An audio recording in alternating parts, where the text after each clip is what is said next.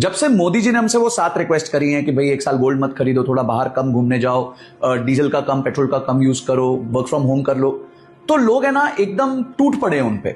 मैंने भी वीडियो बनाई तो लोग मुझे कमेंट सेक्शन में गोदी मीडिया, तू भी मोदी भक्त निकला, ये सब बोलने लग गए। 1965 में जब इंडिया वॉर पे था, उस टाइम पे अमेरिका ने हमारे को बोल दिया कि भाई हम जो तुम्हें अनाज देते हैं, क्योंकि उस टाइम पे इंडिया जो था वो सेल्फ सफिशिएंट नहीं था, हम जो तुम्हें अनाज देते हैं अंडर द प्रोग्राम PL 480 वो बंद कर देंगे। शास्त्री जी ने पूरे भारत से आह्वान किया कि भाई एक काम करो, हफ्ते में 1 दिन के लिए व्रत कर लो, उसको शास्त्री व्रत कहा गया।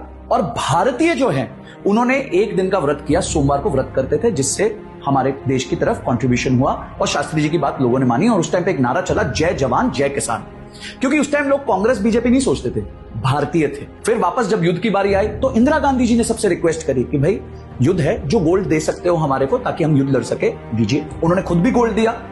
उसके बाद नवाब ऑफ हैदराबाद ने 435 kgs गोल्ड दे दिया, क्योंकि तब तक भी ना कांग्रेस बीजेपी नहीं था, लोग भारतवासी थे, भारतीय थे। फिर आया 1990s का दौर, इराक ने कुवैत पे जो है अटैक कर दिया, क्रूड ऑयल का प्राइस डबल हो गया, हमारे इंपोर्ट बिल्स इतने ज्यादा हो गए कि हमारे पास पैसे ही नहीं थे इंपोर्ट करने के। तो 1991 में तब के फाइनेंस मिनिस्टर श्री मनमोहन सिंह जी ने आके बोल दिया कि भाई अब हम लिबरलाइज, प्राइवेटाइज, ग्लोबलाइज कर देंगे, जिससे जो छोटे बिजनेसेस थे इंडिया में उनको प्रॉब्लम हुई, दिक्कत हुई।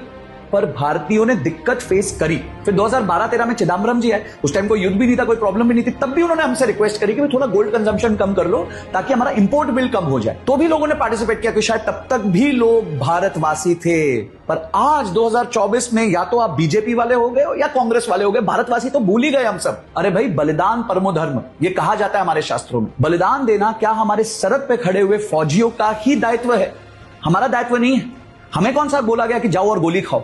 हमें सिर्फ इतना बोला गया ना, थोड़ा अपने ऊपर रिस्ट्रेंट कर दो। और लोग कह रहे हैं कि गवर्नमेंट का फेलियर है। अगर ये गवर्नमेंट का फेलियर है तो पहले भी फेलियर था, पर मैं इसको फेलियर नहीं मानता, मैं इसको रिक्वेस्ट मानता हूं, पार्टिसिपेशन मानता हूं। देखिए, अगर आपके घर में आपके पेरेंट्स की इनकम कम हो जाए, किसी की जॉब चली जाए और वो आके आपको बोले कि बेटा इस 1-2 महीने ना थोड़ा सा खर्चा कम कर लेना, तो क्या आप अपने पेरेंट्स को फेलियर बोलोगे? क्या बोलोगे पापा आप फेल हो गए? तो आज अगर हमारे पेरेंट्स ने हमें आके बोल दिया है, देशवासियों को बोल दिया है, भाई थोड़ा कंट्रीब्यूशन कर दो, तो कर लो जो कर सकते हो। इसमें ये क्या हो गया कि भाई सरकार फेल हो गई है और ऐसे कांग्रेस और बीजेपी, ये सब करने की जरूरत नहीं। आप भारतवासी हो, भारतवासी की तरह सोचो। आपको गोली खाने के लिए नहीं बोला गया है, आपको सिर्फ थोड़ा सैक्रिफाइस करने के लिए बोला गया है। तो गाइस, एक बार के लिए रिक्वेस्ट करूंगा, बीजेपी, कांग्रेस, मोदी, गांधी सब कुछ छोड़ दीजिए, एक भारतवासी की तरह सोचिए। और जो हमसे आग्रह किया गया उसमें जितना हम कर सकते हैं उतना करते हैं। एक बार सब बाउंड्रीज को तोड़ते हैं और एक हैशटैग चलाते हैं, बलिदान फॉर भारत। अगर मेरी बात समझ आई हो तो अपने दोस्तों के साथ भी शेयर करना और कमेंट सेक्शन में हैशटैग बलिदान फॉर भारत लिखना। मैं समझ जाऊंगा कि अब आप बीजेपी, कांग्रेस से ऊपर उठ चुके हैं और देश हित में सोच रहे हैं।